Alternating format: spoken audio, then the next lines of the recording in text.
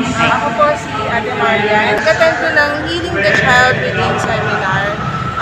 Mas marami akong natutunan na may mga bagay ako na-realize tulad ng sa pag-heal ng the child within us. So, kumbaga kasi dati at a loss ako kung saan ba ako magsisimula, ano bang gagawin ko, yun nga, confused kung ano ba, tama ba yung ginagawa ko, hahayaan ko na lang ba na ganito.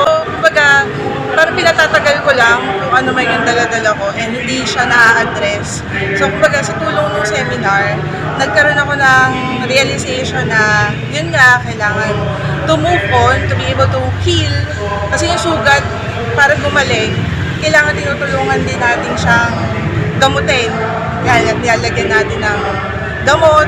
So, kumbaga, yung seminar ng Healing the Child Within, isa siyang pamamaraan para mapaghilom yung sugat, matulungan natin yung sarili natin na gumaling dun sa mga sugat na dala-dala natin. Sa particular na nangyari sa childhood ko, naging slowly iba yung nagiging pagtingin ko doon, nagiging iba yung kung dati is pag naaalala ko yun na mabigat sa pakiramdam. Pero nagkaroon ako ng ibang pagtingin dun sa particular na nangyari na yun. So, kumbaga, before, parang ayoko na siyang maalala. Pero ngayon, hindi na ganun kabigat pag binabalikan ko yung particular na pangyayari na yun.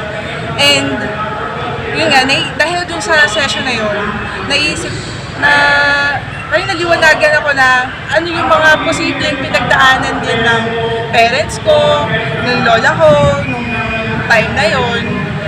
Hindi totally ko sila naiintindihan, pero the fact na may idea ako kung ano yung maaari nilang dala-dala, pinagdadaanan din ng time na yun. Kumbaga hindi lang ako yung nasasaktan nung time na yun. Sa tingin ko, nakatulong siya na marang mas natanggap ko yung sarili ko na pinagdaanan ko.